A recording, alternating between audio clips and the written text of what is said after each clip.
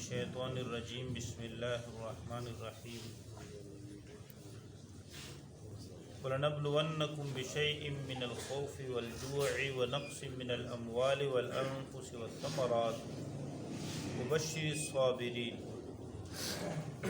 الَّذِينَ إِذَا أَصَابَتْهُم مُّصِيبَةٌ قَالُوا إِنَّا لِلَّهِ وَإِنَّا إِلَيْهِ رَاجِعُونَ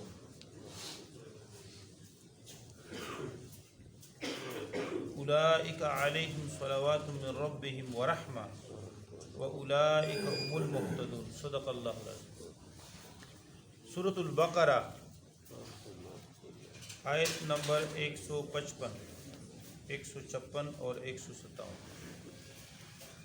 وَلَنَبْلُوَنَّكُمْ، اور ضرور بھی ضرور ہم تمہیں آزمائیں گے، بِشَيْءٍ مِّنَ الْخَوْفِ، کچھ خوف سے،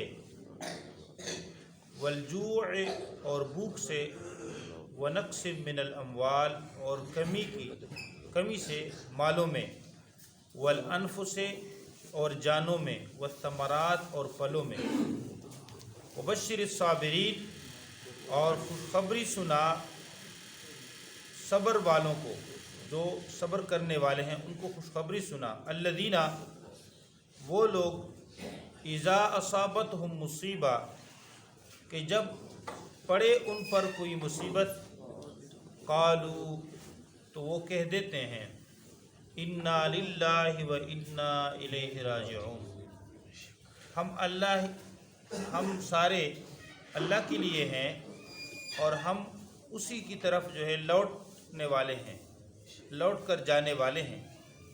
اولئک علیہم، یہ وہ لوگ ہیں کہ جن کے اوپر صلوات من ربہم، اللہ کی رحمتیں ہیں، اللہ کی خاص رحمتیں ہیں، ورحمۃ، اور اللہ کی رحمت ہے،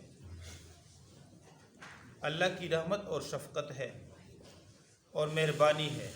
وَأُولَئِكَ هُمُ الْمُهْتَدُونَ، اور یہی لوگ ہدایت پر ہیں، راہ راست پر ہیں۔ انہوں نے وہ کام کیا جن کا اللہ نے حکم دیا تھا کہ صبر اور اللہ کی طرف رجوع، یہ وہ کام کیا تو اللہ فرماتے ہیں یہ ہدایت پر ہے۔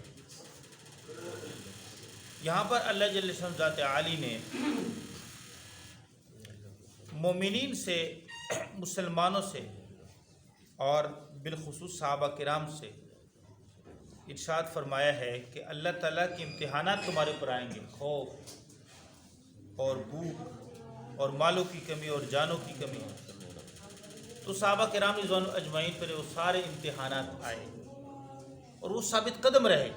مکہ مکرمہ میں کتنا جو ہے کافروں نے جینا حرام کر دیا تھا، جو مسلمان ہوتے تھے کوڑوں سے مارتے تھے اور راستوں میں گھسیٹتے تھے، جو ان سے ہوتا تھا وہ ظلم کرتے تھے۔ اس کے بعد جو ہے شیب ابی طالب میں مسلمانوں کو قید کیا گیا اور بھوک کی انتہا ہو گئی، پتے مسلمان چمڑے اور پتے کھانے لگے۔ اور نقص من الاموال، اور مال کی کمی، جس وقت ہجرت کی صحابہ کرام رضوان اجمعین نے مدینہ منورہ، اللہ نے ان کو فقراء کہا ہے۔ کافروں نے ان کے مال پہ اور ان کے جو ہے ان کے گھروں پہ، گھر بار پہ، سب پہ قبضہ کر دیا اور وہ جو ہے خالی ہاتھ جو مدینہ منورہ آئے۔ نبی صلی اللہ علیہ وسلم نے ان کی مواخات قائم کر دی، بھائی چارہ قائم کر دیا مدینہ منورہ کے انصار صحابہ سے، اور انہوں نے قربانی کی انتہا کر دی۔ اب کئی سالوں تک یہ بھائی چارہ چلتا رہا، انہوں نے اپنے مال میں اپنے بھائیوں کو، مہاجرین کو شریک کر دیا۔ یہاں تک بھی آتا ہے کہ اگر ایک انصاری کے 2 بیویاں ہیں تو انہوں نے یہ بھی کہا کہ چونکہ آپ میرے بھائی ہیں اور نبی صلی اللہ علیہ وسلم نے آپ کو میرے ساتھ شریک کر دیا ہے تو میں ایک بیوی کو طلاق دیتا ہوں، اسے آپ نکاح کریں۔ اب اندازہ کریں انتہا تک، لیکن صحابہ کرام رضوان اجمعین نے ایسا نہیں کیا، مہاجرین نے ایسا نہیں کیا، لیکن انہوں نے یہاں تک بھی کہا کہ ہم آپ کو اس میں بھی شریک کرتے ہیں۔ عرض یہ ہے کہ چند سالوں تک یہ بھائی چارہ چلتا رہا اور یہ صحابہ کرام کی قربانی چلتی رہی۔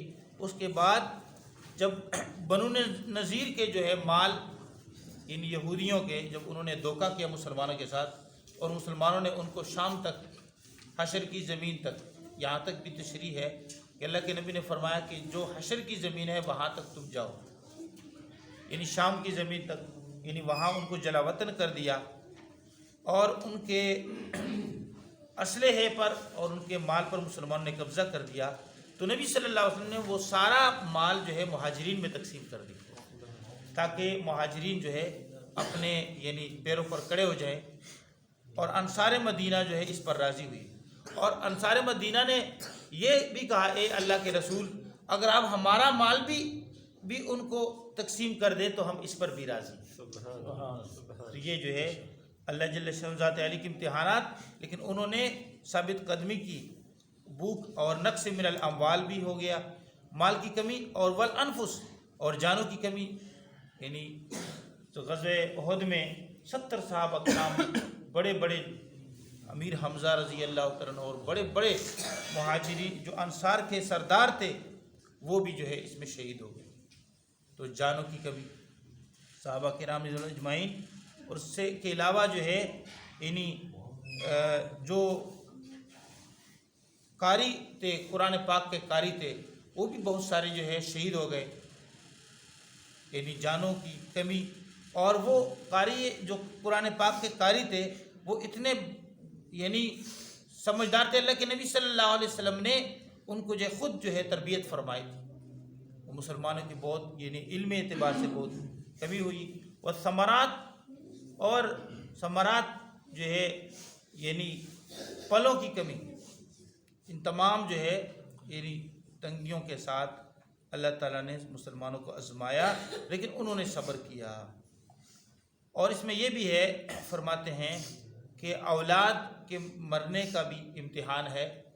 اولاد سے بندہ محبت کرتا ہے، اب اللہ تعالیٰ لے لیتا ہے. کیوں ثمرۃ فؤادی، حدیث میں اس کو ثمرۃ فؤادی کہا گیا ہے کہ دل کا جو پل ہے، ٹکڑا ہے، آپ نے یعنی جب میں نے لے لیا بندے کے دل کا ٹکڑا تو بندے نے کیا کہا. تو جب بندہ کہتا ہے انا للہ و انا الیہ راجعون، یا اللہ اس حالت میں بھی آپ کا شکر ہے، ہم سب یا اللہ آپ کے لیے ہے اور آپ کی طرف ہم نے لوٹ کر آنا ہے. تو اللہ تعالیٰ جل شان ذات عالی اس پر جو ہے جنت میں فرماتے ہیں فرشتوں کو اس کے لیے جنت میں بیت الحمد بنا دو، حمد کا گھر بنا دو، حمد کا محل بنا دو. تو یہ سارے امتحانات مسلمانوں پر بھی آئیں گے. صحابہ کرام رضی اللہ اجمعین پہ انتہا درجے کی آئی، انہوں نے صبر کی اور فرمایا وبشر الصابرین، صبر کرنے والوں کو آپ خوشخبری دیجیے. الذین، وہ لوگ اذا اصابتہم مصیبہ، کہ جب اللہ تعالیٰ نے کوئی مصیبت ان کے اوپر لکھی ہوتی ہے وہ ان کے اوپر آئے پڑے، قالوا انا للہ و انا الیہ راجعون، تو وہ یہ کہتے ہیں ہم اللہ کے لیے ہیں اور ہم اللہ ہی کی طرف لوٹ کر جائیں گے. یہ بھی اللہ کی اس میں تعریف بھی ہے اور استرجاع بھی ہے. فرشتے کہتے ہیں یا اللہ انہوں نے آپ کی حمد بھی کی اور آپ کا استرجاع تعریف کی. اللہم لک الحمد، یا اللہ اس حالت میں بھی آپ کے لیے آپ کا شکر ہے. الحمدللہ اور انا للہ و انا الیہ راجعون. اگر صرف آپ انا للہ پڑھیں تو اس میں بھی اللہ کا حمد ہے. یا اللہ ساری چیزیں آپ کے لیے ہیں، ہم سارے آپ کے غلام ہیں، آپ تعریفوں کے لائق ہیں، اور ہم آپ کی طرف ہم نے لوٹ کر آنا ہے. بے شک. اولئک علیہم صلوات من ربہم ورحمہ، ان پر اللہ کی رحمتوں کی برسات ہوگی. صلوات اللہ نے جمع استعمال، صلوات اللہ کی رحمتیں برستی رہیں گی، بہت زیادہ کی رحمتیں ہوں گی. من ربہم، اللہ کی ان کے رب کی طرف سے. من ربہم کیوں یہاں پہ کہا؟ ہاں جی، یہاں پہ انتہائی رحمت اور شفقت کی جو ہے انتہا ہے، اور اشارہ کیا گیا ہے کہ یہ تکلیف آئی اس میں بھی تربیت ہے.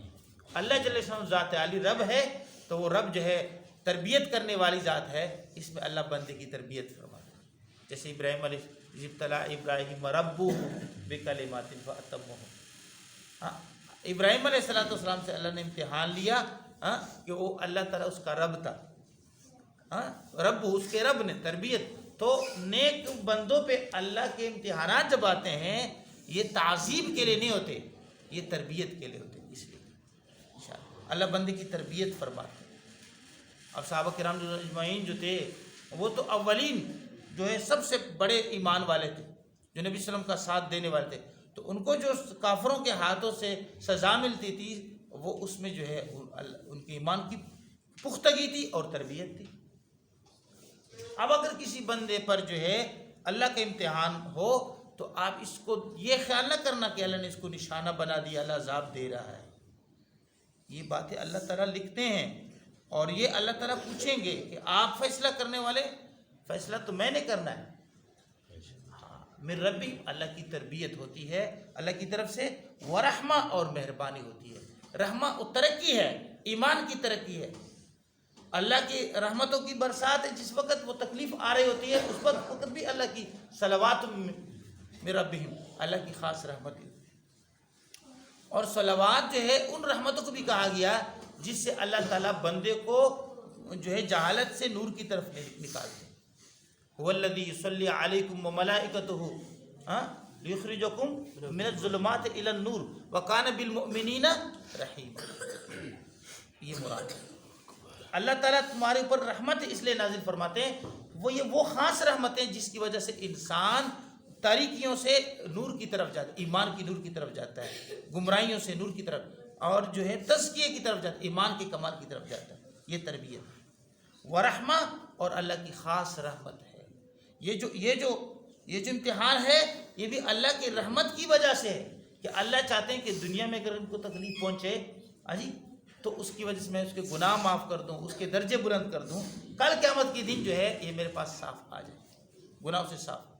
فرماتے ہیں نا، حدیث پاک میں آتا ہے کہ بندے کو کانٹا بھی چبھے تو اس سے بھی اللہ تعالیٰ اس کے گناہ معاف فرمائے۔ اللہ جل ذات عالی یہ اس کی رحمت ہے۔ اس لیے رضا بالقضاء، اللہ کے فیصلے پر راضی ہونا، یہ معنی ہے انا للہ و انا الیہ راجعون۔ اللہ اس سے خوش ہوتے ہیں، اولئک هم المہتدون، اور یہی لوگ یہ سیدھے راہ پر ہیں، اللہ کے حکم پر انہوں نے عمل کر دی۔ اللہ فرماتے ہیں میرے بندے صبر کرو، ہاں، من لم یرضى بقضائی فلیطلب ربا سوائی، حدیث قدسی ہے نا، کہ فرماتے ہیں جو میرے فیصلے پہ، میرے تکلیفوں پہ راضی نہیں ہوتا تو میرے علاوہ دوسرا رب تلاش کرے۔ اللہ رضا بالقضاء، جزا فضا نہیں کرنا، چیخے نہیں مارنا، یا اللہ آپ کی طرف سے ہے اور میں اس پر راضی، اور تکلیف مانگنا بھی نہیں۔ اللہم اسألک العافیہ، عفو والی، یا اللہ میں معافی چاہتا ہوں اور عافیت چاہتا ہوں۔ ہم وقت ہم اللہ تعالیٰ سے عافیت مانگیں، اللہ حضور پاک نے فرمایا اللہ سے عافیت مانگو، لیکن اللہ کی طرف سے جو تکلیف اللہ نے لکھی ہے وہ تکلیف تو پہنچنی ہے نا میرے بھائی، اس پر جو ہے راضی ہو جانا، اور انا للہ و انا الیہ راجعون۔